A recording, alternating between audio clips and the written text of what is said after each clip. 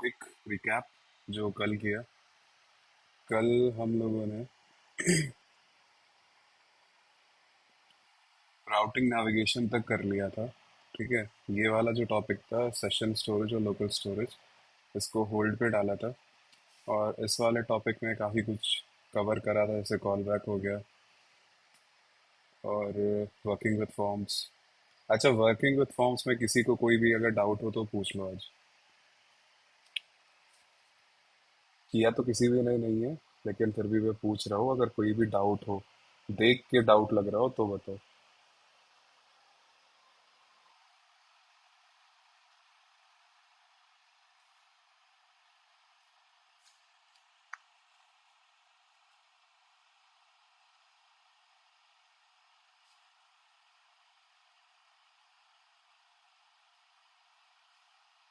Wait कर रहे हैं तुम लोगों का रिप्लाई।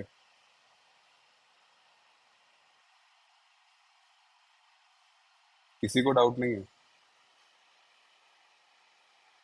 चलो ठीक है।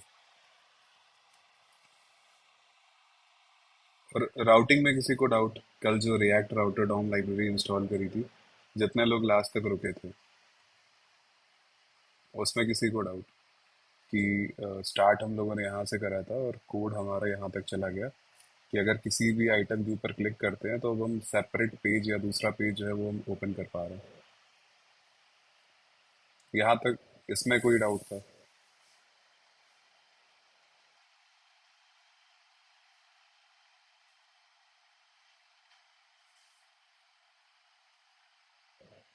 ठीक है।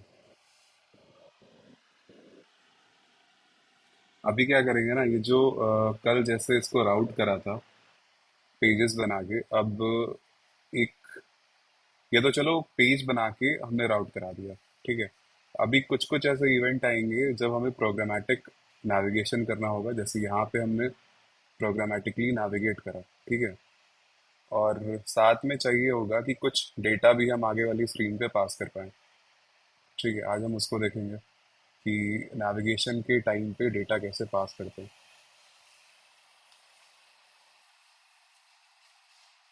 और उसके पहले देखेंगे नेटवर्किंग कैसे करते हैं, मतलब गेट रिक्वेस्ट, पोस्ट, पुट और डिलीट, ये वाली जो रिक्वेस्ट होती है ये कैसे करते हैं इस पे। ठीक है। तो सबसे पहले एक काम करना पड़ेगा, इसको अगर यूज़ करना है तो एक लाइब्रेरी है जिसको बोलते हैं एक्सियोस, उसको इंस्टॉल करना पड़ेगा। तो देखते हैं। npm एक्सियोस, इसको कॉपी किया, चिपका दिया, और ये एक्सियोस इंस्टॉल हो गया। ठीक है। ये वो लाइब्रेरी है जिसकी मदद से हम लोग एपीआई कॉल करेंगे, मतलब नेटवर्क रिक्वेस्ट हम लोग करेंगे। कुछ लोग फेमिलियर होंगे, जैसे तुम लोग एजैक्स का यूज़ करते हो, ये कुछ कुछ उसी तरह का होगा।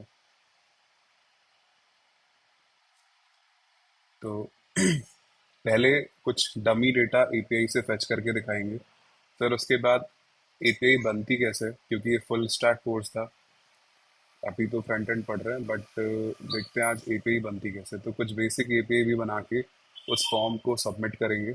और ऑथेंटिकेशन कैसे चलता है, login sign up front end पे कैसे होता है, ये तो देख लिया कि भाई फॉर्म बनता है, वैलिडेशन होता है और फॉर्म से डेटा निकलता है, उस पर चेक लगाते हैं रिजेक्ट्स का यूज़ करके और मैनुअली, वो तो होता ही होता है। और फिर देखते हैं बैक एंड पे जाके, पहले बैक एंड पे डेटा कैसे जाता है, और एक बार पहुंचने के बाद बैकएंड में ऐसा क्या खेल होता है कि वो डीबी के अंदर सेव हो जाता है, तुम लोग लॉगिन करते हो, लॉगिन हो जाता है। फिर समझेंगे कि सेशन क्यों इम्पोर्टेंट होता है, और लॉगिन होने के बाद ऐसा क्या चमत्कार हो जाता है कि अगर तुम ब्राउज़र बंद कर दोगे और वापस से उस वेबसाइट को खोलते हो तो तुम लॉग्ड इन ही रहते हो कुछ वेबसाइट्स में, और कुछ में लॉग आउट हो जाते हो अपने आप। या मान के चलो कुछ में एक्सपायरी का टाइम होता है कि भाई तुम 2 दिन तक लॉग इन रहोगे, मतलब 48 आवर्स तक की तुम्हारी एक्सपायरी होती है। तो ये सारी चीज़ें कहाँ से आ रही हैं, कैसे आ रही हैं, ये सब देखेंगे। ठीक है। तो पहले चलते हैं कुछ बेसिक एपीआईज जो बनी बनाई पड़ी हुई हैं उनको इस्तेमाल करते हैं। तो ये एक वेबसाइट है जिसको बोलते हैं जेसन प्लेस होल्डर। ठीक है।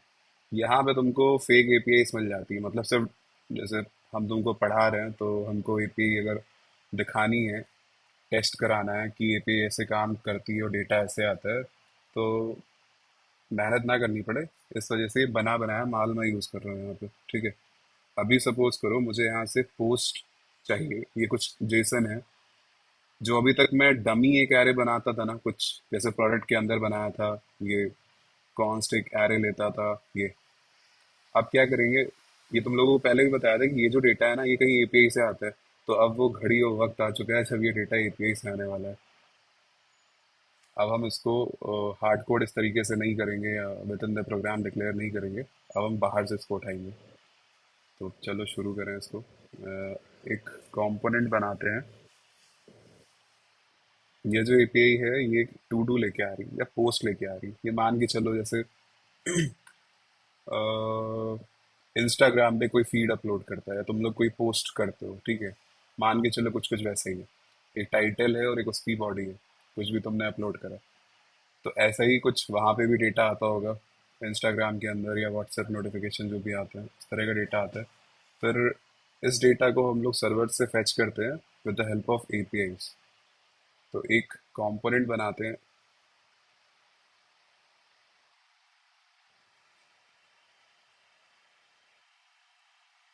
जिसको बोलेंगे पोस्ट डॉट जेएसएक्स। ठीक है। क्योंकि ये लिस्ट ऑफ पोस्ट एपीआई से फैच करके लाएगा। ठीक है। अच्छा, और स्टार्ट करने से पहले एक बार बता देते हैं, ये जो नेटवर्क रिक्वेस्ट होती है ना कई तरह की होती है। एक होगी तुम्हारी गेट, पता होगा आप लोगों को वैसे। पोस्ट, पुट, डिलीट, देखो और भी होती है। ठीक है। लेकिन जो जर्नल यूज केस है ना वो इन चार का ही है। अब कौन सी कब यूज करनी है वो मैं बताता हूँ। देखो, यूज तो कुछ भी कभी भी तुम कर सकते हो, लेकिन एक इंडस्ट्री स्टैंडर्ड बनाया गया हुआ है कि अगर डीबी से कुछ भी डेटा तुम्हें सिर्फ फेच करना है तो उस केस में तुम गेट की रिक्वेस्ट करते हो। ठीक है। अगर तुमको कोई भी डेटा म्यूटेट करना है डीबी के अंदर, या मतलब डीबी के अंदर कोई भी डेटा तुमको डालना है फ्रेश डालना है, मतलब फर्स्ट टाइम अगर एंट्री करनी है, तो हम लोग पोस्ट का यूज करते हैं। ठीक है। अगर ऑलरेडी पड़ा डेटा उसको हमें अगर अपडेट करना है तो हम लोग पुट यूज करते हैं। ठीक है। और अगर कुछ डिलीट करना है तो हम डिलीट का यूज करते हैं। अब कैसे करते हैं ये चलो दिखाते हैं।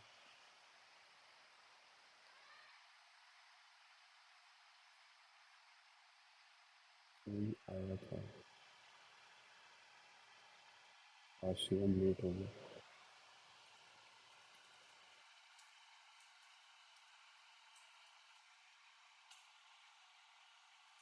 Post list.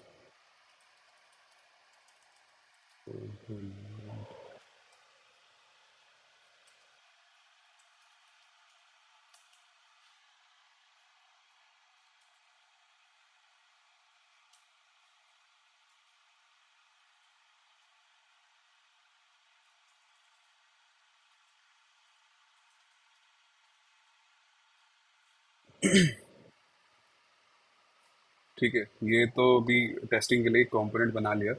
अब कल यहाँ तक तो हम लोगों ने देख लिया था कि हम लोग पेज बना सकते हैं, दूसरे दूसरे पेज पे जा सकते हैं। ठीक है।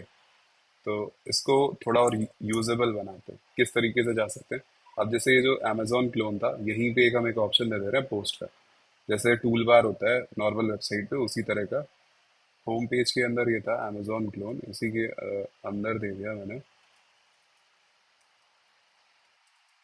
See all post. ठीक है। और देखते हैं कैसा लग रहा है। सी ऑल पोस्ट यहाँ पे आ गया।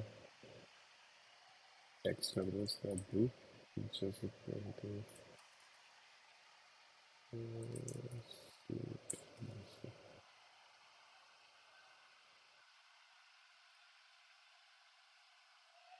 अब इसके ऊपर ऑन क्लिक लगेगा, और ऑन क्लिक करने के बाद हम इसको कहीं नेविगेट करेंगे। कहाँ नेविगेट करेंगे? पोस्ट वाले पेज पे। अभी पोस्ट वाला पेज बनाया तो है नहीं हमने, सिर्फ एक कंपोनेंट बनाया था। अब एक पेज बना लेते हैं जो कि होगा पोस्ट पेज डॉट JSX। ठीक, इसको नाम दिया पोस्ट पेज, और यहाँ पे जो पोस्ट कंपोनेंट बनाया था वो यहाँ पे कॉल करते हैं, पोस्ट लिस्ट कंपोनेंट। ठीक,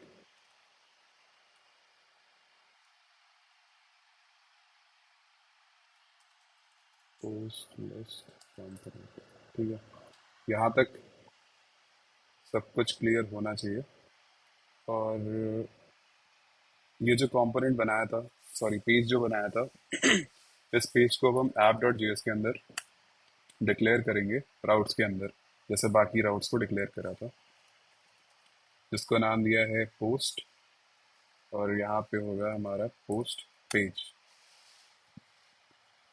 ठीक है, तो इतना करने से क्या होगा कि मैं जब भी इसके ऊपर क्लिक करूँगा तो मैं स्लैश पोस्ट वाले पेज पे मैं चला जाऊँगा। बट यहाँ पे हमने पोस्ट लिया, अब मैं पोस्ट वाले पेज पे चला जाऊँगा, और यहाँ पे वो कंपोनेंट यहाँ पे दिख रहा है हमको जो मैंने वहाँ पे कॉल करा था, पोस्ट लिस्ट कंपोनेंट। ठीक है, अब यहाँ से खेल चालू होगा पूरा एपीआई कॉल करने का, जो है हमारा पोस्ट कंपोनेंट। यहाँ पे हम एक्सियोस का यूज़ करेंगे। अब यहाँ पे देखोगे एग्जैक्ट इम्प्लीमेंटेशन यूज़ इफेक्ट का, कि यूज़ इफेक्ट कैसे हम लोग यूज़ करते हैं। पहले बताया था कि यूज़ इफेक्ट वहाँ पे यूज़ करना होता है, स्क्वायर ब्रैकेट लगाते हैं जब डेटा हमें फर्स्ट टाइम लाना होता है, जब पेज लोड ले रहा होता है। ठीक है, तो अभी क्या है, सिर्फ ये डमी टेक्स्ट यहाँ पे लिखा हुआ है, तो एक यूज़ इफेक्ट बनाते हैं। ठीक है, यूज़ इफेक्ट के अंदर कुछ डेटा यहाँ पे लगाते हैं।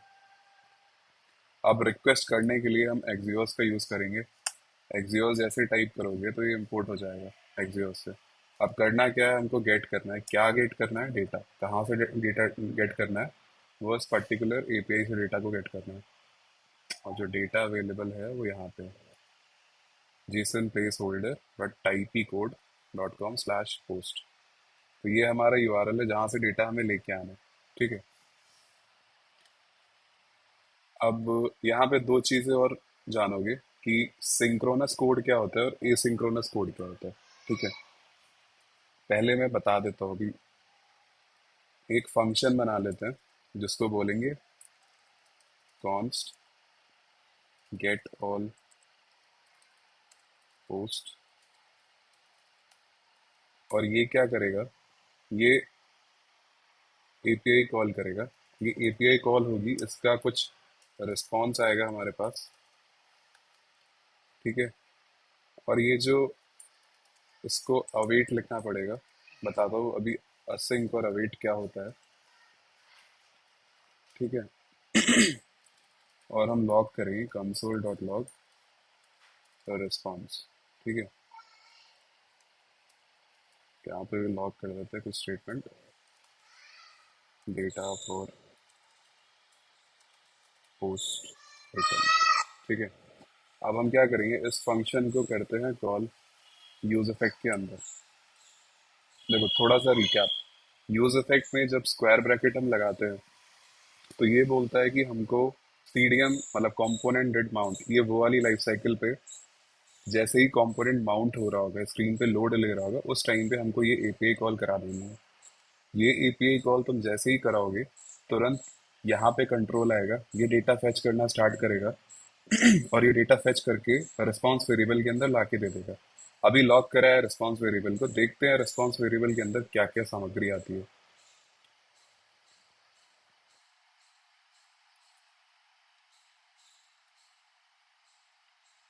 ये देखो, रिस्पॉन्स को जब हमने करा तो इसके अंदर काफी सारा डेटा आता है। ठीक है, हेडर्स आते हैं, रिक्वेस्ट जो तुमने भेजी थी उसका डेटा आता है, और यहाँ पे जो हमारे काम की चीज़ है ना, वो है ये डेटा। ठीक है, अच्छा एक चीज़ तो देख रहे हो, ये पूरा जो आया है ना, करली ब्रैकेट आया है। करली ब्रैकेट से मतलब दिमाग में आ जानी चाहिए, ये तो ऑब्जेक्ट है। ठीक है, और ऑब्जेक्ट के अंदर कन्फिग है, डेटा है, हेडर है, रिक्वेस्ट है। तो डेटा से हमें मतलब है, तो एक काम कर सकते हैं ना कि इसको डिस्ट्रक्चर करके डेटा यहाँ से निकाल लेते हैं। ठीक। अब इसको डेटा प्रिंट करते हैं, तो डेटा के अंदर का जो भी सामान है ना वो यहाँ पे अब दिखेगा तुमको। इसको किया सेव। अब देखो डेटा के अंदर वो सारा डेटा आने लगा जो हम यहाँ पे देख पा रहे थे। यूजर आईडी 1 1, ये जो भी लिखा हुआ है अजीब सा डमी डेटा, तो वैसे ही अजीब सा डेटा यहाँ पे भी देखो आने लगा। ठीक है। अब इतना तो तय हो गया कि डेटा अब हमारे स्क्रीन पे आने लगा है। ठीक है। अब इसके आगे हमको ये लिस्ट दिखानी भी है इसके नीचे। ठीक है। डायरेक्टली दिखा सकते नहीं है इसको, तुमको स्टेट के अंदर डालना पड़ेगा। तो अब स्टेट के अंदर डालना है तो कुछ तो यूज स्टेट की जरूरत पड़ने वाली है यहाँ पे। ठीक है। यूज स्टेट क्या। अब देखो यहाँ पे ध्यान से देखो कि ये जो डेटा आया है ये सिंगल डेटा तो नहीं आया है, मतलब सिंगल ऑब्जेक्ट तो नहीं आया है। ये एरे ऑफ ऑब्जेक्ट है। ठीक है। तो थंब रूल ये कहता है कि जैसा रिस्पॉन्सिव ऑब्जेक्ट आए उसी टाइप का ऑब्जेक्ट अपना यहाँ पे डिक्लेयर करना है, वरना टाइप में कुछ इश्यूज आ जाते हैं। अभी एरे था तो हमने बता दिया कि भाई एम्प्टी एरे, हम इसको इनिशियलाइज कर रहे हैं। अब यहाँ पे बोलते हैं डेटा और बोलते हैं सेट पोस्ट डेटा। इसको कर देते हैं पोस्ट डेटा। ठीक है। अब हम यहाँ से कॉल करेंगे सेट पोस्ट डेटा और डेटा। तो डेटा आया, डेटा आने के बाद हमने सेट पोस्ट डेटा को कॉल कर दिया। इसने क्या करा, इस वेरिएबल के अंदर डेटा को सेव कर दिया। ठीक। अब हम क्या करेंगे, अभी हम मुझे पता है कि ये एक एरे है। ठीक है। अब एरे के अंदर तुम लोगों को पता ही है डेटा कैसे दिखाना होता है। वो उस डेटा के ऊपर मैप करोगे। ठीक है। और उसके अंदर तुमको पोस्ट मिलेगा। अब इस पोस्ट को तुमको दिखाना है रिटर्न डिव या पी टैग, तो डिव में ही दिखा दो डिव दिस। अब इस डिव मतलब जो ऑब्जेक्ट आया है, इस ऑब्जेक्ट के अंदर क्या क्या है, बॉडी है, टाइटल है और यूजर आईडी है। ठीक है। अब यहाँ पे क्या करना है, मुझे थोड़ा सा स्टाइल भी कर देते हैं। Class name plus plus class school, एक पी टैग लिया, पी टैग के अंदर लिखा पोस्ट डॉट टाइटल। ठीक है। उसके नीचे post dot body, post dot body. ठीक है। अब उसको बीजी ग्रे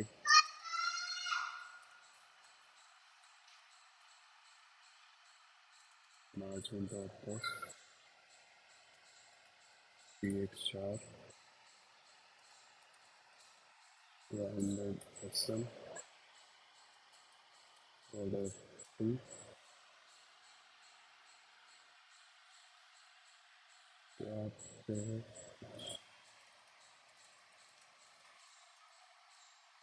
टाइटल बॉडी।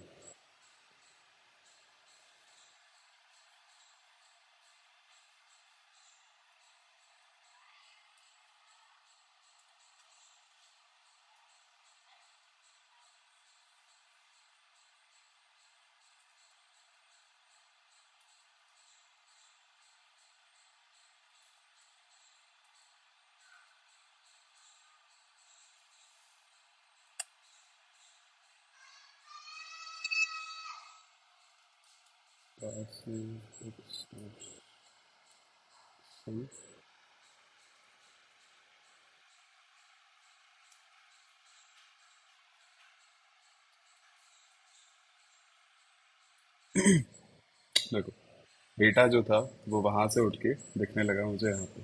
ठीक। तो ये था एपीआई से गेट करना, मतलब डेटा हमने गेट करा। देखो अब एक्सियोस में क्या लिखा हमने, क्योंकि हमें गेट रिक्वेस्ट करनी थी तो हमने लिखा एक्सियोस डॉट गेट। अगर हमको पोस्ट रिक्वेस्ट करनी होती तो हम लिखते एक्सियोस डॉट पोस्ट। ठीक है। अगर कुछ डिलीट करना होता तो हम लिखते एक्सियोस डॉट डिलीट। और हर एक एपीआई का ना अपना एक एंड पॉइंट होता है। ये जो यूआरएल यहाँ पे देख रहे हो इसको बोलते हैं एंड पॉइंट। ये इतना पार्ट जो होता है लास्ट का इसको बोलते हैं एंड पॉइंट। ये जो आगे का होता है इसको बोलते हैं बेस यूआरएल। ठीक है।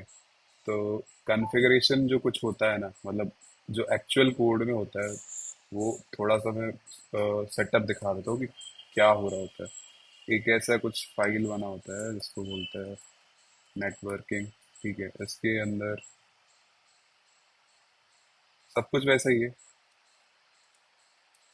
एक्सियोस कॉन्फिग डॉट जेएसएक्स ऐसा कुछ लोग कर देते हैं और यहाँ पे लिख देते हैं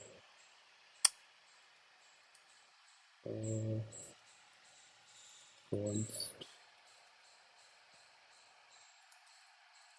API एंड पॉइंट। ठीक है, यहाँ पे दे दिया इन्होंने बेस यूआरएल। ठीक, यहाँ पे इन्होंने दे दिया। अभी जैसे एपीआई थी मेरी पोस्ट को फेच करने के लिए। ठीक है, तो यहाँ पे की दे दी गेट ऑल पोस्ट, और यहाँ पे हमने दे दिया इसका पाथ। पाथ होता है स्लैश के बाद से जितना कॉमन है वो बेस यूआरएल के अंदर डाल दिया जाता है।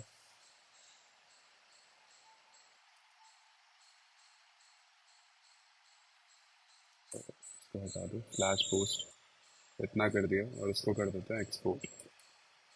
एक्सपोर्ट करने से क्या होता है कि ये जो ऑब्जेक्ट है ना, ये बाकी फाइल्स के अंदर अवेलेबल होगा। यहाँ से एक्सपोर्ट करा है तो जहाँ यूज़ करना है वहाँ हम इसको इंपोर्ट कर लेंगे। यहाँ पे हमें यूज़ करना है तो हम यहाँ इसको इंपोर्ट कर लेंगे। जैसे ये यूआरएल यहाँ पे लिखा हुआ है तो इसको यहाँ से हटा के वही, क्योंकि अब ये कॉन्कैटेनेट करना पड़ेगा। पहला होगा हमारा बेस यूआरएल और जो दूसरा होगा क्या नाम दिया था अब इसका, API and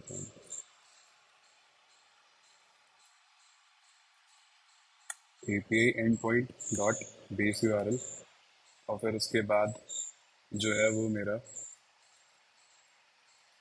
API and point dot get all post. इतना करेंगे, रिफ्रेश करेंगे तो डेटा जो है वो मेरा यहाँ से आने लगा प्रॉपर। कोई चेंज, लॉजिकली कोई चेंज नहीं था, बस खाली थोड़ी सी फॉर्मेटिंग करी।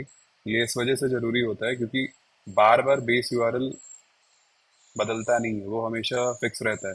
तो उससे अच्छा है एक बार बेस यूआरएल को एक जगह पे डिक्लेयर कर दिया, और जितने भी एंड पॉइंट है, मतलब आगे की जो चीज़ें हैं, वो मैंने अलग अलग यहाँ पे डिक्लेयर कर दी जाती है। तो फ़ायदा इससे ये होता है कि कल को अगर तुमने गेट ऑल पोस्ट दो जगह कॉल करा है, उसका अगर यूआरएल बदलता है बैकएंड पे, तो तुम वो चेंज सिर्फ यहाँ पे करोगे और ऑटोमेटिकली सब जगह पे हो जाएगा। तुमको मैनुअली दो जगह या तीन जगह ढूंढ के खुद से करने की ज़रूरत नहीं होती। तो ये एक एडवांटेज मिल जाता है इस तरह से करने का। अब इस पे मैं बता रहा था, ये तो गेट का हो गया। ठीक है, और ये असिंग का वेट क्या होता है ये बता देता हूँ। देखो, यूजुअली क्या होता है, जब भी तुम नेटवर्क कॉल करते हो तो यहाँ पे देखो एक टैब मिलती है, नेटवर्क टैब। ठीक है, नेटवर्क कॉल होती कब है?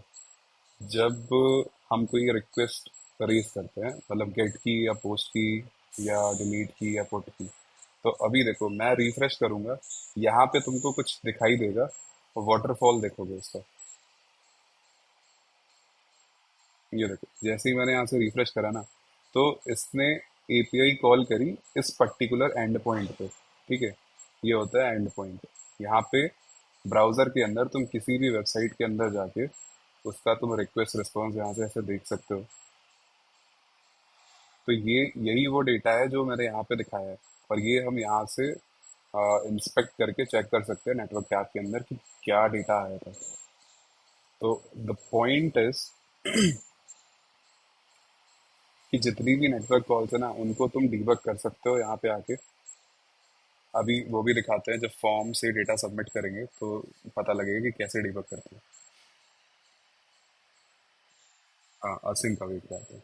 देखो, जब भी तुम नेटवर्क कॉल करते हो, ठीक है, क्योंकि वो आईएसपी पे हो रही होती है, मतलब इंटरनेट का यूज हो रहा होता है। लोकल पे तो चलो ठीक है, वो तुरंत का तुरंत हो गया।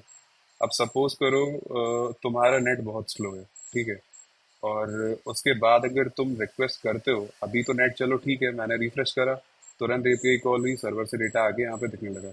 बट एक सिनेरियो ऐसा आता है कि जब तुम्हारा नेट बहुत स्लो होता है और इतना ही डेटा लोड करने के लिए तुमको 10 से 15 सेकंड या 20 सेकंड, 25 सेकंड, 30 सेकंड लग जाते हैं। और कभी कभी तो ऐसा होता है कि रिक्वेस्ट बीच में ही फेल हो जाती है। कई बार देखा होगा कि आप लोगों को रिफ्रेश करना पड़ता है पेज, है ना? तो इसको प्रिवेंट करने के लिए, मतलब जब भी आप नेटवर्क पे कोई रिक्वेस्ट करते हो, एपीआई कॉल करते हो, डेटा सक्सेसफुली आएगा उसकी गारंटी नहीं होती। ठीक है, ये चीज़ पहले भी बताई थी जब वो डिस्कस करा था कि क्वेश्चन मार्क क्यों लगाते हैं। ठीक है, यहाँ पे भी क्वेश्चन मार्क की जरूरत है, बट लगाया नहीं है ना। क्योंकि नेटवर्क कॉल करा तो हो सकता है कि ये डेटा आए, या हो सकता है किसी वजह से ये डेटा फेल हो जाए। डेटा अगर फेल हो गया तो यहाँ पे अनडिफाइंड और नल आ जाएगा। अनडिफाइंड नल अगर आता है उसके ऊपर मैप नहीं कर सकते। ठीक है, तो ये ऑप्शनल बताता है। और डिस्कस करते हैं इसको और डिटेल में, जो मैं बता रहा था। यहाँ पे एक ऑप्शन आता है थ्रॉटलिंग का। यहाँ पे अगर क्लिक करोगे ना तो यहाँ पे ऑप्शन आता है कि ये सिमुलेट कर देता है इंटरनेट की स्पीड को, फास्ट 3G, स्लो 3G। ठीक है, अगर मैं स्लो 3G करूँगा, मैंने जैसे ही इस पे क्लिक करा और अब मैं रिफ्रेश करूँगा, तो यूजुअल से देखना ज़्यादा टाइम लेगा ये पेज लोड होने में। देखो, अभी भी पोस्ट का डेटा नहीं आया, ये बोला घूम रहा है, अब डेटा आएगा। अभी भी नहीं आया, अब नेटवर्क कॉल हुई है, इतनी देर बाद यहाँ से ये डेटा आया। और कुछ कुछ केसेस में ये चीज़ फेलियर भी हो सकती है। ठीक है,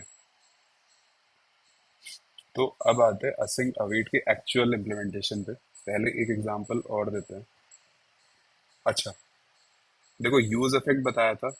यूज इफेक्ट पे ही हम लोगों ने गेट ऑल पोस्ट को कॉल करा है कि कंपोनेंट जैसे ही माउंट हुआ तभी हमने एपीआई कॉल करी। अभी इसको भी डिस्कस करते हैं। देखो, दो तरह के एग्जीक्यूशन होता है, एक होता है सिंक्रोनस और एक होता है एसिंक्रोनस। ठीक है, सिंक्रोनस का मतलब ये होता है कि चीजें जो एग्जीक्यूट होंगी ना, वो लाइन बाई लाइन एग्जीक्यूट होंगी। ठीक है, लाइन बाई लाइन का मतलब, सपोज करो अगर मैं कुछ ऐसा लिखूं, एक फंक्शन बनाता हूँ, कॉन्स चेक एग्जीक्यूशन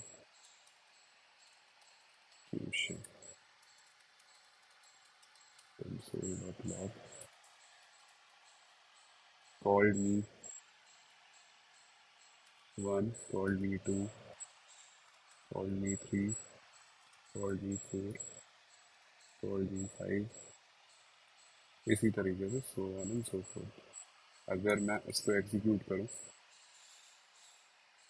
तो ये जो है ना, ये जो एग्जांपल है, ये सिंक्रोनस फंक्शन है। मतलब जब भी इसका कोड एग्जीक्यूट होगा, वो हमेशा लाइन बाय लाइन एग्जीक्यूट करेगा, ये करेगा, ये करेगा, ये करेगा, ये करेगा, ये करेगा।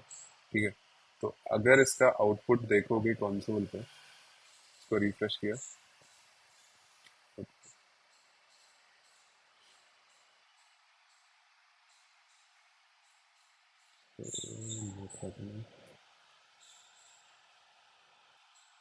देखो किस तरीके से आया ये। कॉल मी 1 2 3 4 5, फिर को दो दो बार कॉल हो रहा है। एक चीज़ हटानी पड़ेगी यार, टच इसके अंदर से।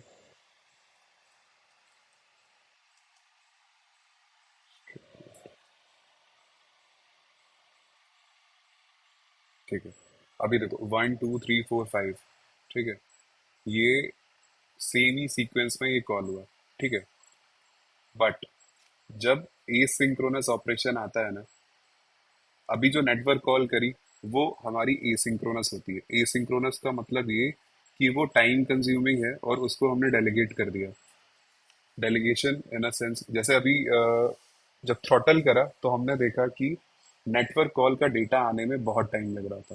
ठीक है, क्योंकि इंटरनेट हमारा स्लो हुआ, और उसकी वजह से हम ये नहीं चाहते कि हमारा बाकी का जो पेज है या जो कोड है वो एग्जीक्यूट ना करे। मतलब हम फ्लो में नहीं चलना चाहते। फ्लो इन अ सेंस कि 1 2 3 4 5 इस तरीके से नहीं चलना चाहते। सपोज करो यहाँ पे अगर कोई कोड ऐसा लिखा होता कि जो 5 मिनट का टाइम लेता, तो अगर ये सीक्वेंस में एग्जीक्यूट होता या ये सिंक्रोनस फ्लो होता, तो उस केस में पहले 1 आता, फिर 2 आता, फिर 3 आता। और 3 कब आता? क्योंकि ये फंक्शन 3 मिनट, सॉरी 5 मिनट ले रहा था, तो ये थ्री जो है वो 5 मिनट बाद आता, और जब थ्री आता उसके बाद फोर और फाइव आता। मतलब एक कोई ऐसा ऑपरेशन जो टाइम लेगा, जो टाइम कंज्यूमिंग होगा, अगर वो एग्जीक्यूशन पे लग गया, ठीक है, तो बाकी चीजें ब्लॉक हो जाती हैं। तो उस सिनेरियो को प्रिवेंट करने के लिए एसिंक्रोनस ऑपरेशन का यूज करते हैं। ठीक है। अब एसिंक्रोनस ऑपरेशन का फायदा ये होता है कि 1 2 ये तो कॉल होगा, तीसरा वो देखेगा कि ये एसिंक्रोनस ऑपरेशन है, तो उसको वो उठा के किनारे कर देगा कि भाई तुम एसिंक्रोनस ऑपरेशन हो, तुम किनारे हो जाओ। वो फ्लो में चलेगा, 1 2 4 5 इतना कर देगा, और वो इसका वेट नहीं करेगा, ये पीछे किसी और थ्रेड पे ये एग्जीक्यूट होता रहता है। ठीक है। अब ये एग्जीक्यूट हो के आएगा, जब ये सब कुछ प्रिंट हो गया होगा, उसके बाद में जब उसका रिजल्ट आएगा तो लास्ट में प्रिंट कर देगा।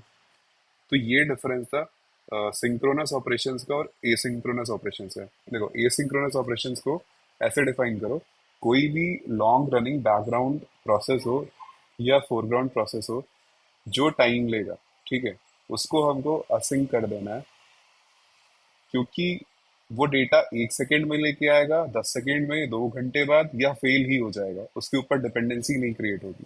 तो बाकी का कोड हमारा एग्जीक्यूट करता रहे, इस वजह से हमने उसको एसिंक्रोनस बना दिया था। यहाँ पे एक एग्जांपल लेते हैं सेट टाइम आउट का। ठीक है। एक फंक्शन है हमारे पास जिसको बोलते हैं सेट टाइम आउट। ये क्या करता है, टाइमर फंक्शन है कि इतने फला टाइम बाद ये कोड जो है इसके अंदर के एग्जीक्यूट कर जाएगा। जो अभी एग्जांपल लिया वैसे ही कुछ मिमिक करते हैं कि console dot log called me three. ठीक है। देखो अभी क्या, जस्ट पहले वाला जो था सिनेरियो, उसमें कुछ ऐसा था कि 1 2 3 4 5 जो था वो लाइन बाई लाइन कॉल हो रहा था। अब देखो क्या होता है। देखो, 1 2 4 5 ये आ गया, ठीक है, थ्री नहीं आया। थ्री आएगा लेकिन 5 सेकेंड बाद, देखो थ्री अभी आया। पहले 1 2 4 5 आ गया, क्योंकि तीन को आने में 5 सेकेंड लगने थे। ये क्या फंक्शन क्या करता है, ये टाइमर फंक्शन है, ये अंदर का कोड इतने मिली सेकेंड बाद एग्जीक्यूट करता है। तो होपफुली तुम लोग समझ पा रहे होगे कि जब तुम एपीआई कॉल करते हो तो डेटा थोड़ा टाइम लेता है आने में, तुरंत नहीं आता। ठीक है। अब सपोज करो अगर ये 10 सेकेंड का टाइम लेता, तो तुम्हारा सीन क्या क्या रहता कि तुम 10 सेकेंड स्पेस पे आके तुम वेट करते। मतलब अगर मैं डिले यहाँ पे दे देता सपोज करो, तो 10 सेकेंड तुम्हारा पूरा कोड जो है वो होल्ड पे चला जाता है, अगर इसको मैं टॉप पे लगा दूं।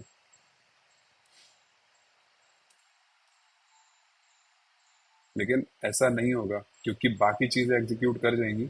जो थ्री है ना, वो लास्ट पे आएगा एकदम, क्योंकि थ्री को डेटा ला के स्क्रीन पे देने पे 10 सेकेंड का टाइम लग रहा है।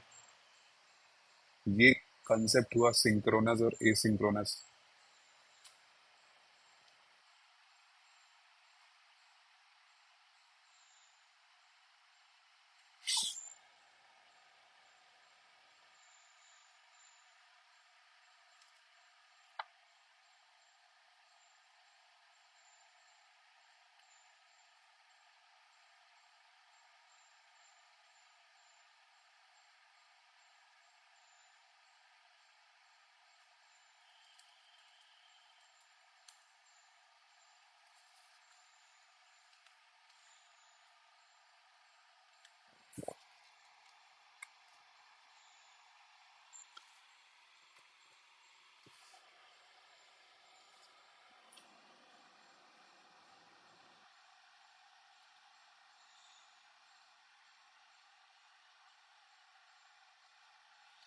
बाकी किसी को आया कि नहीं आया? रितेश साहू को तो सब क्लियर है, जगा हुआ है आज।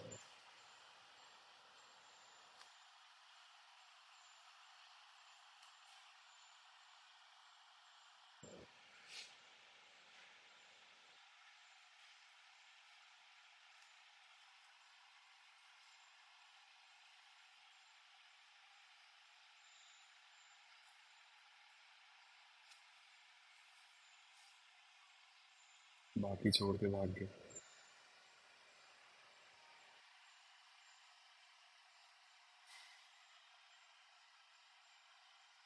क्या करें, आगे कंटिन्यू करें कि रोके? आधे तो छोड़ के भाग गए सिंक्रोनस एसिंक्रोनस में।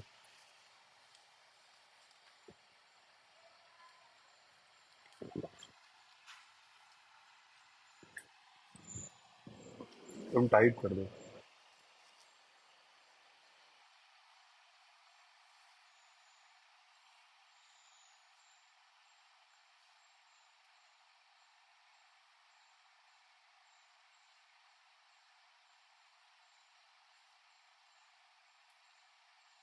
ठीक है।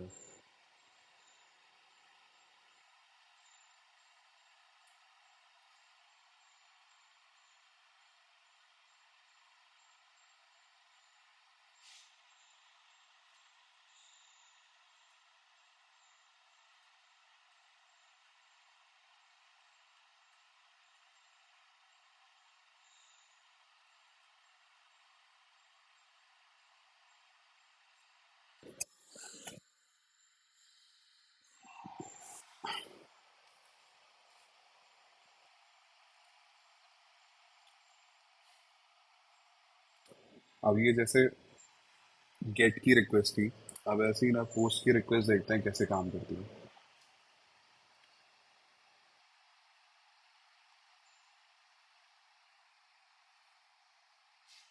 पोस्ट की रिक्वेस्ट, ठीक है। जो उस दिन फॉर्म बनाया था कल, जो कि लॉगिन फॉर्म था, और ये हमारा यहाँ तक चल रहा था स्लैश लॉगिन तक। ठीक है। ये डेटा भी यहाँ से हम पिक कर पा रहे थे, और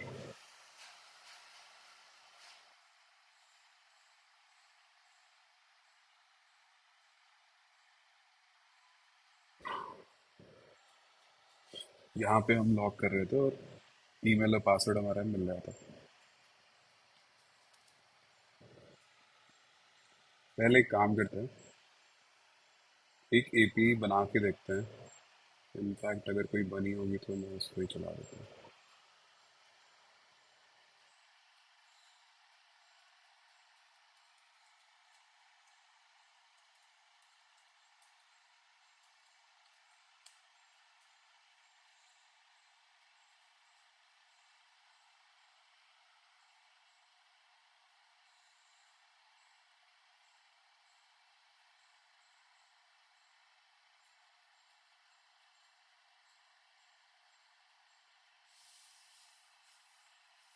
ठीक है, एक ये एपीआई बनी हुई है मेरे पास ऑलरेडी स्लैश लॉगिन की। इसको ही ट्राई करते हैं कि डेटा कैसे सेंड करना है। देखो, पोस्टमैन टेस्टिंग के लिए एक टूल होता है जहाँ पे आप लोग एपीआई को टेस्ट कर सकते हो।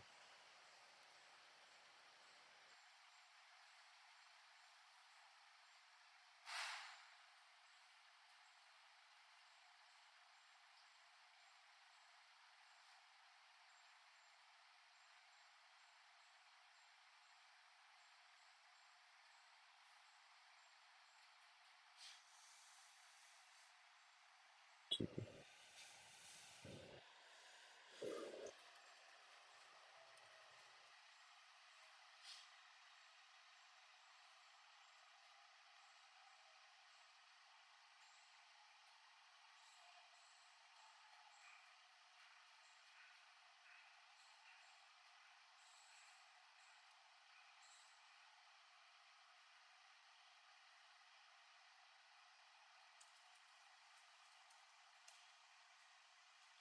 देखो, यहाँ तक याद होगा, जब भी ईमेल पासवर्ड लिखते थे वो वैलिडेशन होके लॉगिन कॉल्ड होता था, और ईमेल और पासवर्ड जो है वो हम यहाँ पे लॉक करा रहे थे। ठीक है, यहाँ तक सब कुछ सही था। तो अब बस कराना यहाँ पे इतना है कि इसके आगे जो भी हमारा ईमेल और पासवर्ड था वो हम अपने सर्वर को भेजेंगे।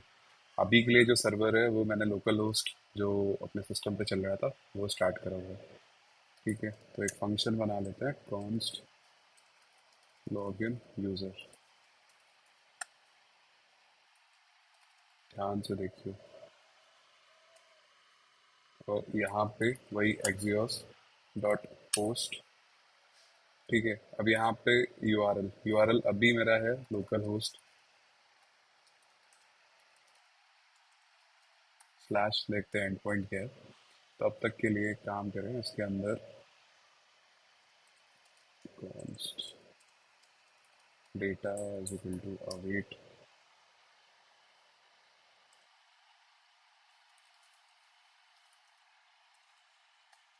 जो भी डेटा हम भेजते हैं उसको बॉडी बोलते हैं, ठीक है, कि क्या डेटा हम भेज रहे हैं। वो फुली बॉडी हमको यहीं से मिल जाएगी जब उसको कॉल करेंगे एज अ पैरामीटर लेंगे। देखो गेट वाली रिक्वेस्ट में सिर्फ यूआरएल था, ठीक है, कोई डेटा हम भेज नहीं रहे थे, बट पोस्ट की रिक्वेस्ट में हम डेटा भेज रहे हैं, तो एक एडिशनल पैरामीटर इसमें लग जाता है, बॉडी, ठीक है। और किया कुछ नहीं, इस लॉगिन यूज़र को यहाँ पे कॉल करा और इसके अंदर अपना जो बॉडी का जो डेटा था वो पास कर दिया। और बॉडी में क्या क्या जा रहा था, ईमेल जा रहा था और पासवर्ड जा रहा था, ठीक है। तो ईमेल ये की है और इसकी जो वैल्यू है वो है हमारा ईमेल, ठीक है। और जो पासवर्ड है वो है हमारा पासवर्ड।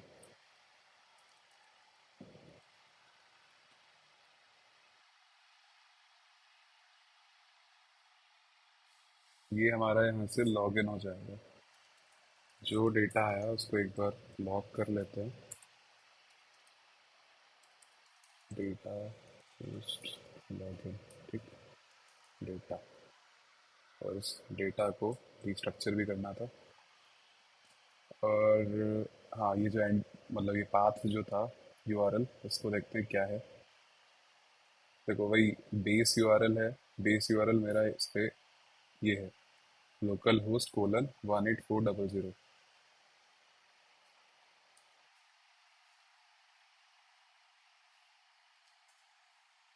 ये मेरा लोकल होस्ट है और उसके आगे ये एंड पॉइंट था इसका।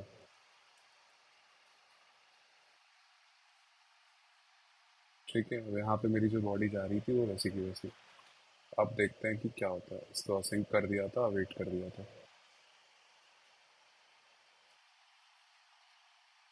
तो इसमें ओके, एक काम और करते हैं, ये लॉगिन पेज, लॉगिन फॉर्म।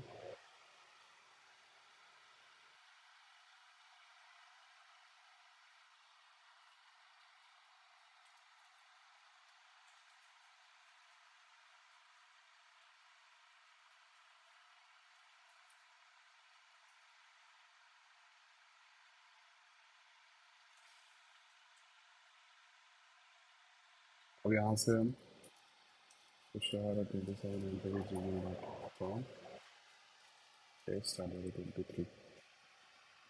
यही वो यूज़र है जो 1234, जो अभी ये लॉग इन हो गया था, ऑलरेडी एग्जिस्ट करता था। 1234,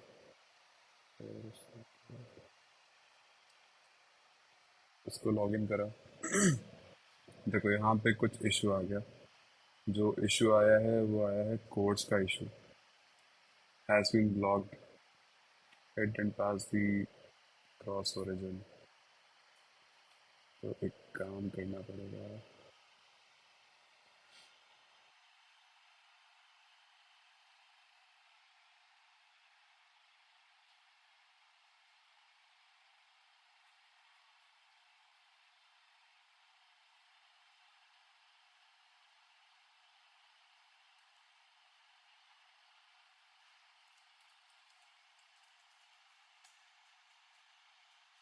ये तुम लोगों को देखने की ज़रूरत नहीं है, ये फ्रंट बैक एंड पे हो रहा है।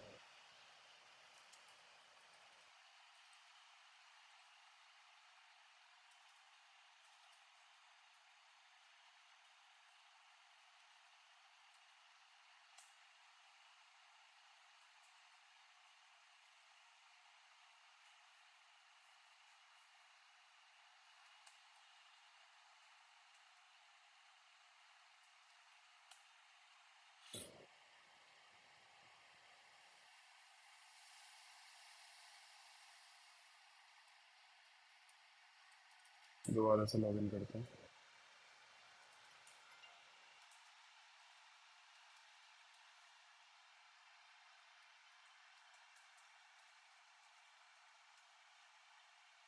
देखो इस बार ये लॉगिन हो गया, ठीक है। और यहाँ पे मेरे पास डेटा भी आ गया, और ये सेम टाइप का डेटा है जो मुझे यहाँ पे दिख रहा था पोस्टमैन टूल के अंदर, ठीक है। अच्छा, यहाँ तक क्लियर है। बाकी लोग, ऋचा, अनामिका, सिद्दीकी जी।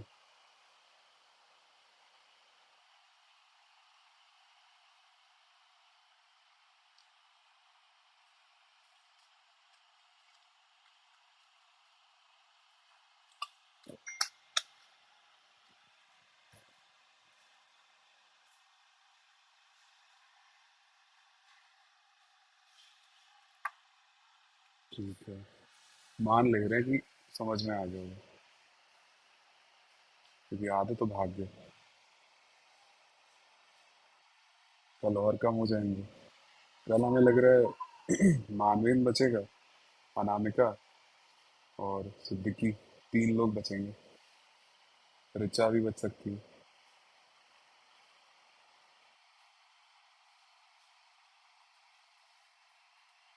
देखो, फंडामेंटल्स जितने भी है ना वो ऑलमोस्ट हो चुके हैं। अब सिर्फ तुम लोगों को ना इनका इम्प्लीमेंटेशन करना, सिर्फ और सिर्फ इम्प्लीमेंटेशन। अभी तक नहीं पता था कि फंडामेंटल्स ही क्या है। यही सारे फंडामेंटल्स हैं। मार्केट में अगर ये कोर्स करने जाओगे ना, तो तुमको 30 से 35 हज़ार रुपये आराम से लेंगे, और बोलेंगे कि 6 महीने का टाइम लग जाएगा, इतना लग जाएगा, उतना लग जाएगा। अब ये तुम्हारी कैलिबर के ऊपर डिपेंड करता है कि तुम कितनी जल्दी इसको कर लोगे।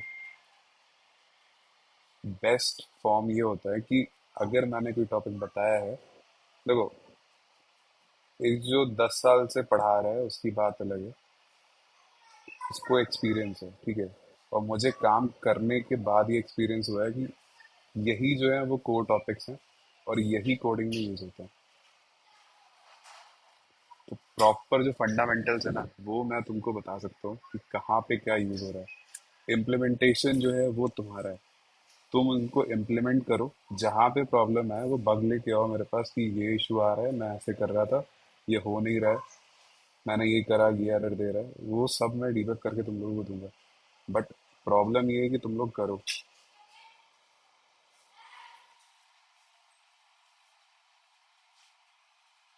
अरे अनम्यूट कर लो यार।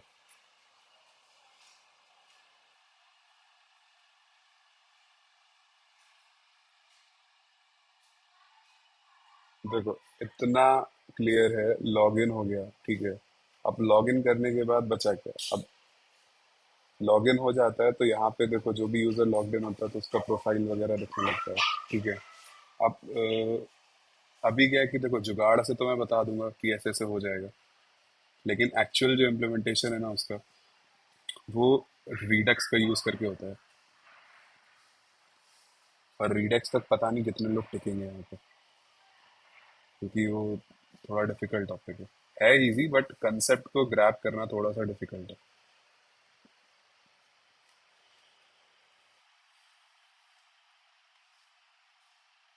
क्या हो गया? हाँ, वही तो।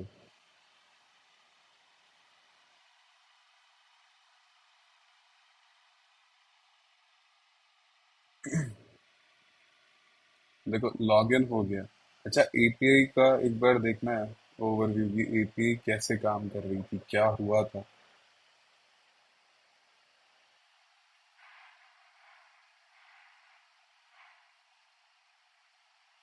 कि जो तुमने यहाँ से डेटा यहाँ से भेजा, उसके साथ क्या ऐसा खेल हुआ कि वो यहाँ तक, मतलब तुमको ये वाला डेटा तुमको मिला, बैकएंड में क्या उसने वेरिफिकेशन करा।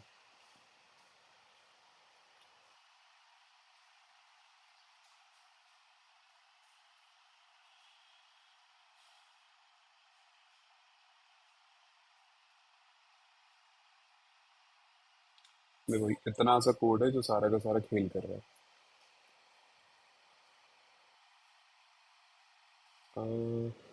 देखो, इसको बताने के लिए ना तुमको JWT बताना पड़ेगा। टोकन क्या होता है? अच्छा, प्राइमरी की वगैरह तुम लोगों को पता है क्या होता है? प्राइमरी की, फॉरेन की। ठीक है। तो हाँ, जैसे एसक्यूएल में तुम लोग प्राइमरी की लेके चलते हो कि प्राइमरी की है तो वो किसी रो को या किसी भी डेटा को वो यूनिकली आइडेंटिफाई करके देता है, प्राइमरी की। ठीक है। अब जब डीबी लेवल पे बात आती है, मतलब एक सपोज करो एक ऑथेंटिकेशन सिस्टम था, लॉग इन साइन अप था। अगर लॉग इन साइन अप पे देखोगे ना, तो तुमको यूनिकली आइडेंटिफाई करने के लिए तुम्हारा ईमेल होता है। ठीक है। और उस जब भी तुम डीबी के अंदर एंट्री करते हो तो तुमको एक चीज पता होगा कि प्राइमरी की जैसा कुछ होता है। सॉरी, प्राइमरी की नहीं, ऑटो इंक्रीमेंट करके कुछ होता है। मतलब जब भी कुछ डेटा उसके अंदर ऐड करते हो माई एसक्यूएल के अंदर, एक कंस्ट्रेंट लगाते हो अपनी किसी पर्टिकुलर की के ऊपर कि भाई वो ऑटो इंक्रीमेंट हो जाए, ऐसा कुछ। अगर नहीं पता है तो छोड़ो, उसको डायरेक्टली समझाने की कोशिश करते हैं। देखो, डीबी में लाखों एंट्री हो सकती है। ठीक है, एक यूजर नहीं, मतलब हजारों यूजर हो सकते हैं। अगर मानवीन सिंह है तो मानवीन सिंह नाम के 75 यूजर हो सकते हैं। ठीक है। लेकिन उन 75 यूजर को ना यूनिकली आइडेंटिफाई करने के लिए कि ये वाला मानवीन यही वाला मानवीन है। ठीक। तो उसके लिए ना एक टोकन सिस्टम होता है। ठीक है। टोकन हम लोग जनरेट करते हैं, और मतलब डीबी जनरेट करके देता है तुमको कि अगर मुझे सेम टाइप के लोगों को डिस्टिंग्विश करना है तो मैं कैसे करूँगा। यहाँ पे मिलता है मुझे you I D, you I D, मतलब जैसे अभी जो मैं यूज़ कर रहा हूँ वो एसक्यूएल नहीं, मैं मोंगो डीबी यूज़ कर रहा हूँ। ठीक है। जब भी मैं कोई एंट्री करता हूँ डीबी के अंदर, तो वो मोंगो डीबी क्या करता है, ऑटोमेटिकली एक की जनरेट करके देता है जिसको बोलते हैं अंडरस्कोर आईडी। ठीक है। वो हर एक ऑब्जेक्ट की यूनिक आईडी ये जनरेट करके हमको दे देगा। ठीक है। तो इस तरीके से हम किसी भी डेटा को यूनिकली आइडेंटिफाई कर सकते हैं। मतलब तुम बोल सकते हो यहाँ पे अंडरस्कोर आईडी जो है वो प्राइमरी की के जैसा काम कर रहा है। एक्चुअल में होता नहीं मोंगोडीबी के टर्म में कुछ भी प्राइमरी की, बट बोल दे रहे हैं अभी के लिए। और जब तुमने लॉगिन करा, लॉगिन तुम्हारे कर जाने के बाद तुमको कैसे पता लगेगा कि यू आर लॉग्ड इन, कि तुम्हारा सेशन अब एक्टिव हो गया है। तो यहाँ पे देखो, रिस्पॉन्स पे तुमको एक टोकन मिलता है, एक्सेस टोकन होता है। ठीक है। एक्सेस टोकन क्या करता है, यहाँ पे तुमको ना एक्सप्लेन करना मुश्किल हो जाएगा। देखो, एक्सेस टोकन क्या करता है, ये बताता है कि क्या यूजर, पहले देखो इसको JWT बताते हैं क्या होता है।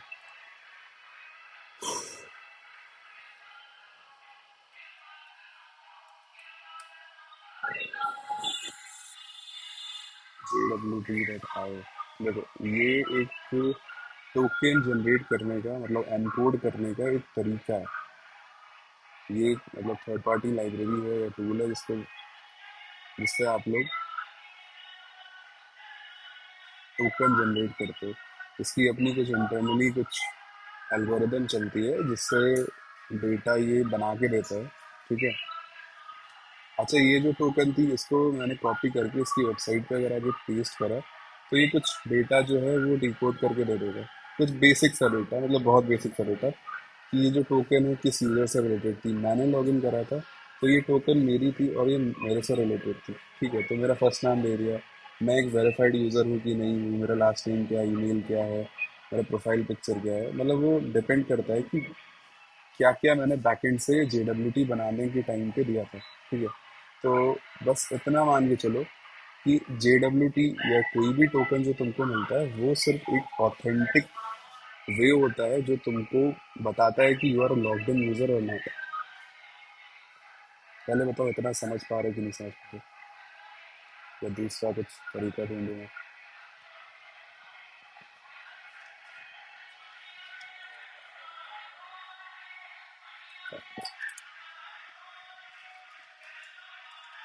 ये तो मेरे एंड से नॉइज आ रही है।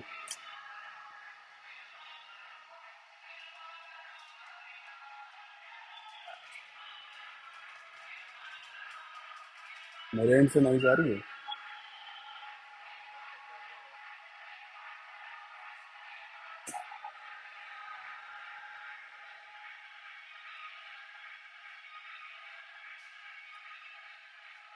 तो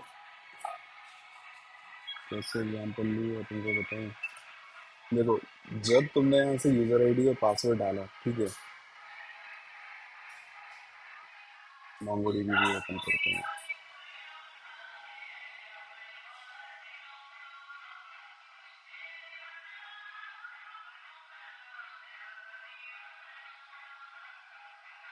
देखो अभी क्या है, डीबी के अंदर दो यूज़र पड़े हुए हैं, ठीक है, एक मैं हूँ और एक और कोई यूज़र है, ठीक है। अब जब भी मैंने लॉगिन करा, ठीक है, लॉगिन करने के बाद मेरी रिक्वेस्ट मेरे सर्वर के पास हुई। सर्वर ने क्या करा, मेरा ईमेल निकाला। ईमेल निकालने के बाद उसने डीबी के अंदर जाके ढूंढा कि बताओ इस ईमेल के नाम से कुछ पड़ा था कि नहीं था डीबी के अंदर। कोड में मैं चलो दिखाता हूँ कि कैसे हो रहा है। स्लैश लॉगिन वाला राउट था, ठीक है। मैंने बॉडी में क्या दिया था, रिक्वेस्ट टू ईमेल और पासवर्ड दिया था, ठीक है। फिर उसके बाद मैंने बोला यूज़र रजिस्ट्रेशन, मान के चलो ये एक फंक्शन है, ठीक है, अभी के लिए, जिसके ऊपर मैंने फाइंड वन कॉल करा। फाइंड वन कॉल करा, बोला ईमेल। ये फंक्शन क्या करता है, ये ढूंढ के लाता है डीबी के अंदर से कि इस ईमेल नाम का कुछ सामान पड़ा था कि नहीं। ईमेल मैंने अपनी दी थी कुशवाड़ा 27 ईमेल। तो वो क्या करेगा, अब इस मोंगो डीबी के अंदर ढूंढ के लाएगा कि बताओ इस ईमेल नाम का कुछ पड़ा है कि नहीं। वो बोलेगा हाँ पड़ा होगा, ठीक है। अगर यूज़र जो है वो मिलता है इसको, अगर अनडिफाइंड या नल मिलता है तो मैंने यहीं से रिटर्न करा दिया, एक मैसेज दे दिया कि this email is not registered with us, ठीक है। ये ईमेल हमारे साथ रजिस्टर्ड नहीं है, मतलब वो यूज़र जो है वो डीबी के अंदर अवेलेबल नहीं था। अब चलो इसी पे इसको भी चेक करा देते हैं। यहाँ पे हमने कुछ रैंडम सा ऐड कर दिया, सेंड किया इसको, this email is not registered with us, ठीक है। इसने सर्च करने का कोशिश करा डीबी के अंदर, लेकिन उसको मिला नहीं। मिला नहीं तो बात यही खत्म हो गई। अब आते हैं सेकेंड स्टेप पे। ये यूज़र पड़ा है, और फिर उसके बाद हम चेक करेंगे इसका पासवर्ड, ठीक है। अभी क्या था कि पासवर्ड जो मेरा था test1234 था। अब मैं क्या करता हूँ, यूज़र तो है बट उसने जो पासवर्ड डाला है वो गलत डाल दिया, तो अभी मैंने दे दिया इनकरेक्ट पासवर्ड। देखते हैं कोड पे कैसे काम चल रहा है। जब मैंने अपना पासवर्ड डाला, तो देखो पासवर्ड जो है नॉर्मली डायरेक्टली स्टोर नहीं होता, वो एन्क्रिप्ट करके डाला जाता है। तो यहाँ पे मैंने वही चेक करा है, एक लाइब्रेरी है बीक्रिप्ट, बीक्रिप्ट का यूज़ करके मैंने चेक करा कि जो पासवर्ड मैंने डाला था, जो पासवर्ड मैंने डाला था, जो मुझे यहाँ पे मिला था, उसको मैंने कंपेयर करा यूज़र डॉट पासवर्ड से। यूज़र ऑब्जेक्ट क्या है, ये छोड़ दो। अगर यूज़र यहाँ पे होता है, जैसे कुशवाहा 27 अवेलेबल था, तो इस वाली कंडीशन पे क्या हुआ था, इसने ढूंढा था। अगर नहीं मिलता है तो मैं रिटर्न करा देता हूँ, और मिलता है तो वो यूज़र यहाँ पे स्टोर हो जाता है, ठीक है, इस यूज़र वेरिएबल के अंदर। तो बस मैंने वहीं से यूज़र डॉट पासवर्ड, ठीक है, तो यूज़र डॉट पासवर्ड गया किसके अंदर, ये वाली स्ट्रिंग उसने उठाई। उसने टेक्निकली उठा के यहाँ पे पेस्ट कर दी, कुछ ऐसा ऐसा कुछ जो भी स्ट्रिंग यहाँ पे लिखी हुई थी, और उसने अपना पासवर्ड कंपेयर करा करंट पासवर्ड के साथ जो मैंने डाला था, ठीक है। उसने कंपेयर करा और लिखा वेरीफाइड। ये फंक्शन ने क्या बोला कि अगर ट्रू, ट्रू मतलब वेरीफाई हो गया, और नॉट ट्रू का मतलब वेरीफाई नहीं है। अगर ये वेरीफाइड नहीं है तो फिर मैंने बोल दिया इनकरेक्ट पासवर्ड, और अगर वेरीफाइड है तो फिर उसके आगे का मैंने प्रोसेस चालू करा। यहाँ तक क्लियर है कि नहीं? तो डीबी पे कैसे काम होता है पीछे, बैकएंड पे क्या चलता है, यहाँ तक क्लियर है, ठीक है। अब क्या हुआ कि अब बारी आती है कि भाई देखो, अब तुम ऑथेंटिकेशन और ऑथेंटिकेटेड तो हो, ठीक है, ये चीज़ तो पक्का है कि तुम यूज़र भी हो और तुमने करेक्ट पासवर्ड भी डाला है। यहाँ तक की कहानी खत्म होगी। अब बारी आती है कि अब हमको फ्रंट एंड पे भी तो कुछ बताना पड़ेगा ना कि भाई तुम ऑथेंटिकेटेड हो। उसको कैसे पता कि तुमने बस ऐसे ही लॉगिन पासवर्ड मान लिया?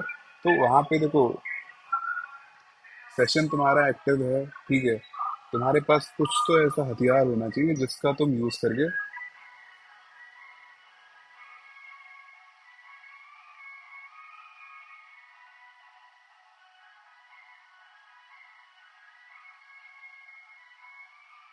एक मिनट रुकना। हाँ देखो, सेशन जो है वो तुम्हारा स्टार्ट हो गया जैसे ही तुमने लॉगिन करा। लॉग इन करने के बाद हमने एक एक्सेस टोकन तुम्हारे लिए जनरेट करा, ठीक है। एक्सेस टोकन क्या कर रहा है कि भाई तुमको बता दे रहा है, ठीक है, कि तुम्हारे पास जब तक कोई एक्सेस टोकन है तब तक तो तुम डीबी के अंदर के रिसोर्सेज, बाकी सारी चीजें जो है वो तुम एक्सेस कर सकते हो। मतलब अभी जब तुम थोड़ा करोगे ना मेरे साथ, अगर जुड़े रहोगे, जब मैं प्रोडक्ट को डेटा में फेच करूंगा यूजिंग दी एक्सेस टोकन, तब तुमको समझ में आएगी ये एक्सेस टोकन का जलवा है क्या। अभी नहीं समझ में आएगा, इतना क्लियर नहीं होगा, बट मैं ट्राई करता हूँ फिर भी, ठीक है। अब हम क्या, मतलब सब कुछ सही था यहाँ तक। अब हम क्या करेंगे, यहाँ पे मैंने ना एक्सेस टोकन जो है इसका वो जनरेट करने की कोशिश करी, ठीक है। तो JWT वही लाइब्रेरी है, जेसन वेब टोकन बोलते हैं इसको। JSON web token dot sign, JWT dot sign, और डेटा, ठीक है। डेटा के अंदर हमने वो डेटा रखा जो बहुत जर्नल डेटा था। मतलब यहाँ पे हम कभी बहुत पर्सनल इंफॉर्मेशन नहीं देते हैं उसकी, कि उसका क्रेडिट कार्ड का डिटेल दे दिया, उसका पासवर्ड दे दिया, फ्रंट एंड पे दोनों चीज़ें अवेलेबल है, ऐसा नहीं करते। बहुत बेसिक सी चीज़ है कि कभी कभी तुम लोगों ने देखा होगा कि अमेजोन पे तुम लोग लॉग आउट मार जाते हो कुछ टाइम बाद, लेकिन तुम्हारी प्रोफाइल इमेज वहाँ पे रहती है। तुम लॉग आउट हो गए हो टेक्निकली, बट तुम्हारी प्रोफाइल इमेज अभी भी है, ठीक है। तो वो जो डेटा है ना, वो कहीं ना कहीं इन टोकन्स के अंदर पड़ा रहता है, ठीक है। तुम्हारा नाम लिख के आएगा, जैसे मेरा ना, कभी कभी क्या होता है कि अमेजोन की अगर एक्सपायरी 30 डेज की है, अगर मैं अज्यूम करूँ, तो 30 दिन अगर मैं वेबसाइट ना यूज़ करूँ तो 30 दिन बाद मेरा वो जो टोकन है JWT का, वो एक्सपायर हो जाएगा, एक्सपायर होगा, ठीक है। बट ये जो डेटा है ना उसके अंदर, टोकन के अंदर अभी भी अवेलेबल है। तो फ्रंट एंड पे कोड क्या करता है, इसी टोकन को वो डिकोड करता है और दिखाता है वहाँ पे, हे अभिषेक, और फिर बोलेगा कि अपना ईमेल डालो, पासवर्ड डालो। उसको पता है कि ये अभिषेक है, मतलब मेरा टोकन उसके अंदर ऑलरेडी पड़ा था, क्योंकि उसने डिकोड करा, तो वो मेरा नाम, मेरा प्रोफाइल और जो बेसिक इन्फॉर्मेशन है वो लाके रखा होगा अपने पास।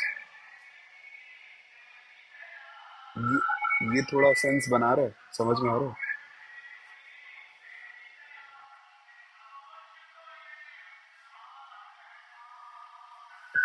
ये सेंस बना रहा है, ये बताओ। ठीक है। अब यहाँ पे क्या है कि हमारे पास एक्सेस टोकन तो इसने जनरेट कर दिया कुछ इंटरनल एल्गोरिदम लगा के। कैसे बनता है एक्सेस टोकन इंटरनली, एक सॉल्ट होता है, ठीक है, वो उसको कंपेयर करता है, फिर हैशिंग करता है इंटरनली, वो बना के देता है, वो छोड़ो। अभी के लिए ये पैरामीटर तुम्हारे लिए इम्पोर्टेंट है, जो कि है एक्सपायर्ड सिम। यहाँ पे हम वो टाइम स्टैम्प बताते हैं कि कितनी देर बाद, बनने के कितनी देर बाद ये तुम्हारा टोकन एक्सपायर होगा, ठीक है। अब यहाँ पे है ना, process dot ENV dot token expiry time, यहाँ पे मैंने ले रखा है एनवायरमेंट वेरिएबल के अंदर 2 दिन। तो मैंने ना 2 दिन का एक्सपायरी टाइम ले रखा है अपनी टोकन का, कि अगर 48 आवर्स के अंदर, मतलब 48 आवर्स तक का मेरा टोकन जो है वो वैलिड है, और बियॉन्ड दैट मैं जैसे ही अगर मैं एक्सेस करूंगा तो टोकन मेरा एक्सपायर हो जाएगा, ठीक है। अच्छा, कभी कभी देखो, सेशन तुम लोगों का लॉग आउट हो जाता है, देखा होगा। कुछ चीज़ें तुम चला रहे हो, और 100% तो वो रिलेट नहीं कर पाओगे, लेकिन नारायणा की वेबसाइट ले लो, तुम लोग स्टूडेंट पोर्टल पे लॉग इन करते हो, देखते हो कुछ दिन बाद वो लॉग आउट हो जाता है, तुम लोग फिर से अपना यूज़र आईडी और पासवर्ड डाल के लॉग इन करते हो, ठीक है। तो वो भी कुछ इसी तरह का है, वो सेशन स्टोरेज यूज़ करते हैं। तो इस टोकन का ही वो मेन काम होता है। अब जैसे अगर वो सेशन तुम्हारा निकल जाता है, मतलब सेशन अगर एक्सपायर हो गया, तो तुम लोग अपना स्टूडेंट डैशबोर्ड एक्सेस नहीं कर सकते हो, नारायणा वाला, ठीक है। तब तक जब तक वो या तो टोकन तुम्हारा एक्टिव ना हो, तब तक तो तुम स्टूडेंट डैशबोर्ड नहीं एक्सेस कर पाओगे, या तो लॉग इन होना चाहिए, मतलब फ्रेश लॉग इन होना चाहिए। मतलब इन शॉर्ट ऐसे जानो कि टोकन तुम्हारा एक्टिव होना चाहिए, तभी तुम किसी रिसोर्स को वहाँ पे एक्सेस कर सकते हो। ऐसा तो है नहीं कि अगर तुम्हारा टोकन एक्सपायर अगर हो जाता है तो तुम, आई मीन, अटेंडेंस तुम देख सकते हो, ऐसा नहीं है। अगर एक्सेसिबल है तो सारी चीज़ों को तुम एक्सेस कर पाओगे, और अगर नहीं है तो कुछ भी नहीं एक्सेस कर पाओगे। जब इसको प्रैक्टिकली इम्प्लीमेंट करेंगे तो समझ में आएगा कि इसका यूज़ क्या है।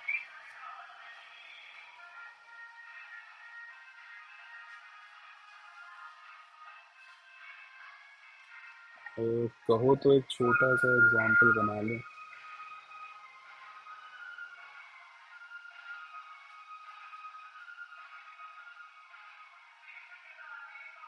जल्दी से।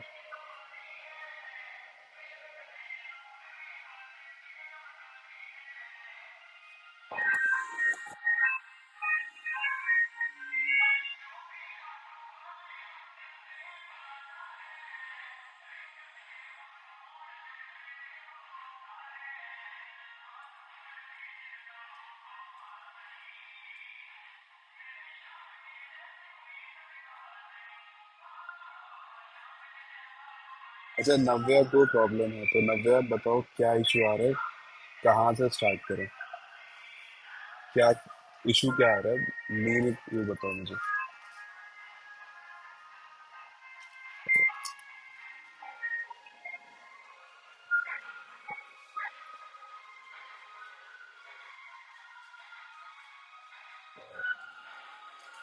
डे वन पे तुम थी?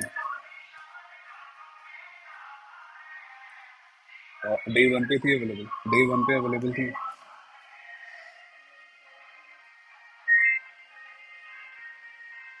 कल करी थी, देखो डे टू की और डे थ्री की, कल तुमने फर्स्ट टाइम क्लास करी है। डे वन में इतना कुछ खास था नहीं, बहुत जर्नल सा ओवरव्यू था, ठीक है। डे टू और डे थ्री और आज का ये डे फोर, ये थोड़ा इंपॉर्टेंट है। डे वन का जो है वो मैं दोबारा से करा दूंगा, कोई दिक्कत नहीं है।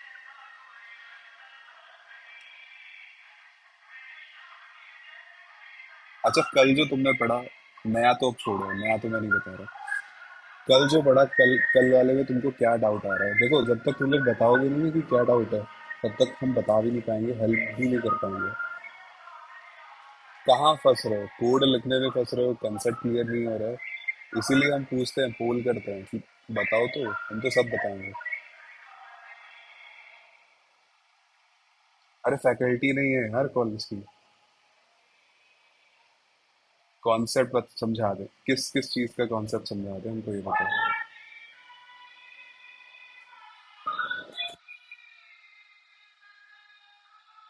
देखो, अच्छा, मैं डे टू का कि डे वन का?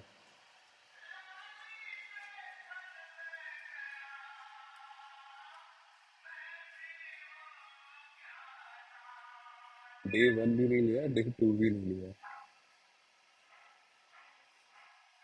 ये अच्छा किया।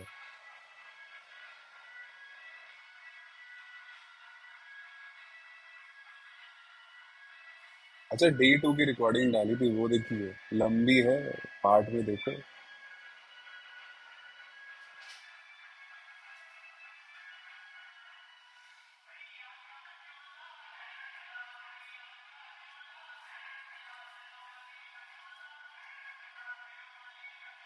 नया तो देखो बड़ा मुश्किल है बताना, क्योंकि पुराना ही नहीं क्लियर हो रहा है।